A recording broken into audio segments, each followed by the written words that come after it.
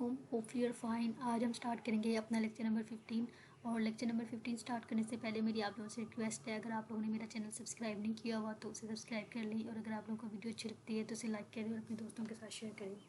आज जो हमारा लेक्चर है एज सच इतना इम्पोर्टेंट नहीं है, इसमें कुछ पॉइंट्स हैं जो इम्पोर्टेंट हैं, वो मैं आप लोगों के साथ अभी शेयर करूँगी। वैसे मैंने आप लोगों को जो है ना वो फुली जो है वो एक दफ़ा प्रिपेयर करवा दी है और आप लोग जो है वो अगर जो है, मुझे तो ये इम्पोर्टेंट नहीं लगा, लेकिन अगर आप लोग अपनी सेटिस्फेक्शन के लिए इसे रीड कर सकते हो। सबसे पहले आ जाता है सॉफ्टवेयर रिक्वायरमेंट स्पेसिफिकेशन। तो मैंने ये फुल रीड किया, मुझे इतना जो है ना वो मतलब मज़े का नहीं लगा और ना क्या कह सकते हैं कि सिर्फ एक लाइन के अलावा कोई लाइन इंपॉर्टेंट नहीं लगी। वो आप लोग जो है वो एक दफ़ा इसे देख लीजिए। इसमें क्या software requirement specification is a produce at culmination of the analysis task. उसने कहा है कि जो सॉफ्टवेयर रिक्वायरमेंट स्पेसिफिकेशन है ये प्रोड्यूस करती है, ये हाई पॉइंट यानी कुलमिनेशन होता है, एक रूज जो होती है वो डिफाइन या प्रोड्यूस करती है एनालिसिस टास्क के लिए, जो हम टास्क एनालाइज कर रहे हैं ना उसके लिए।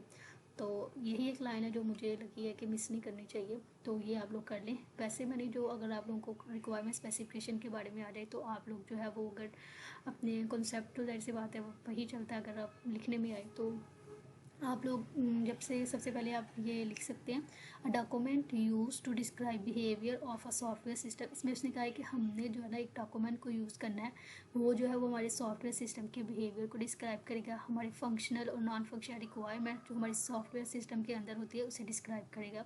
तो ये हम जो है एक डॉक्यूमेंट को यूज़ करते हैं जो हमारे सिस्टम की इन चीज़ों को जो है वो डिस्क्राइब करता है।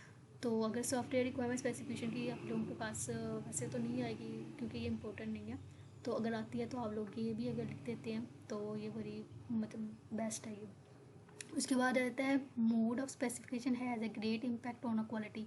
जो स्पेसिफिकेशन होती है वो हमारी क्वालिटी पे बहुत इम्पैक्ट करती है। अगर हम जो है हमारी स्पेसिफिकेशन है वो इनकम्प्लीट इनकन्सिस्टेंसी है और मिसलीडिंग है तो फिर हमारी किन चीज़ों पे वो ना अफेक्ट करती है, वो हमारी क्वालिटी पे अफेक्ट करती है, हमारी टाइमलाइन इस पर अफेक्ट करती है, हमारी सॉफ्टवेयर प्रोडक्ट की कम्प्लीटनेस पे जो उनसे वो अफेक्ट करती है। उसके बाद ये इसके बाद कुछ प्रिंसिपल आ जाते हैं, अगर तो आप लोगों ने करने हैं तो ठीक है, लेकिन जो है वो मैंने बिल्कुल बहुत शॉर्ट करके आप लोगों को जो है ना बता दिए।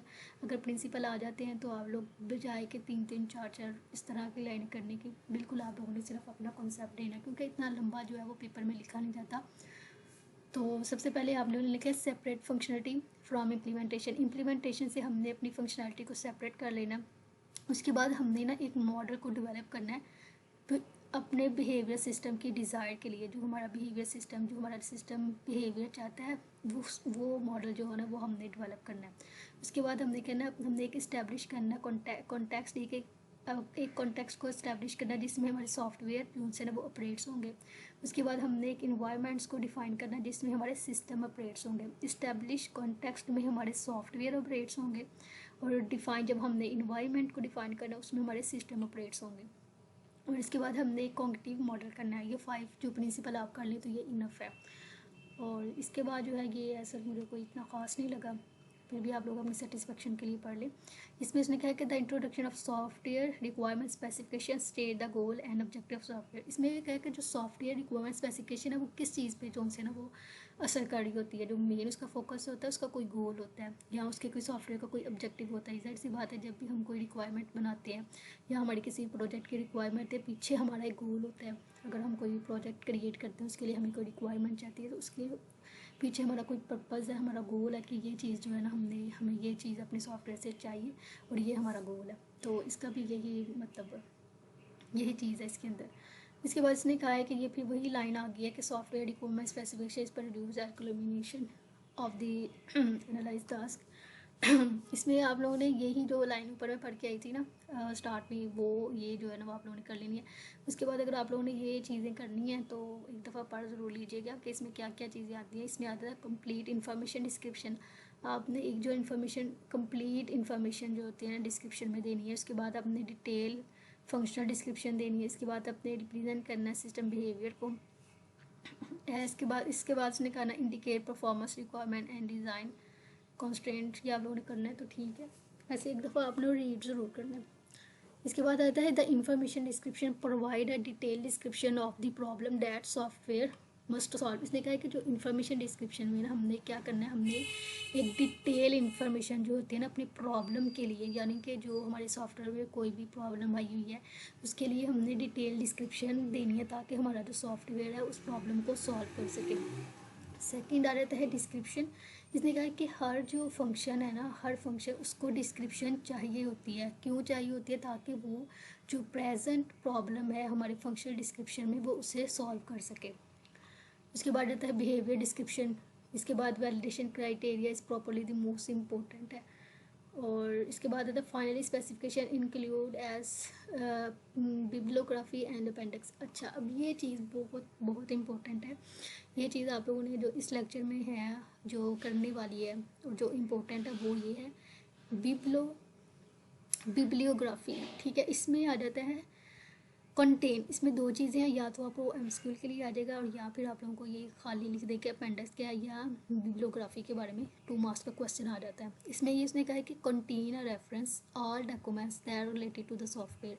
फर्स्ट लाइन बिल्कुल आप लोगों ने याद रखनी है। इसने कहा है कि इसमें इसने सॉफ्टवेयर के रिलेटेड जितने भी डॉक्यूमेंट्स हैं उनके रेफरेंस को कंटेन यानी अपने अंदर रखना है। ठीक है, इसमें क्या क्या चीज़ें इंक्लूड होती है? इसमें इसने कहा है कि इंजीनियर की डॉक्यूमेंटेशन, सॉफ्टवेयर इंजीनियर की डॉक्यूमेंटेशन इंक्लूड होगी, टेक्निकल रेफरेंस इंक्लूड होगा, वेंडर लिटरेचरी होगा और इसके बाद एक स्टैंडर्ड होगा। अगर आप लोगों को ये तो 3-4 जो नाम है वो याद ही रह जाएंगे। एक स्टैंडर्ड देख लें, एक टेक्निकल रेफरेंस देख लें, डॉक्यूमेंटेशन देख लें सॉफ्टवेयर इंजीनियरिंग की, और वेंडर का मतलब होता है दुकानदार। इसके बाद है द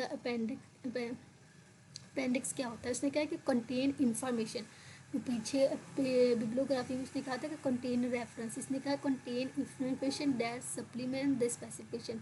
तो सप्लीमेंट होती है किसी स्पेसिफिकेशन के लिए, उसकी इन्फॉर्मेशन को उसने कंटेन रखना है। इसमें हमारे पास टेबुलर डाटा आ जाता है, एल्गोरिदम की डिस्क्रिप्शन आ जाती है, चार्ट आ जाते हैं, ग्राफ्स आ जाते हैं, मटीरियल आ जाता है, प्रेजेंटेड अपेंडिक्सेस आ जाती हैं।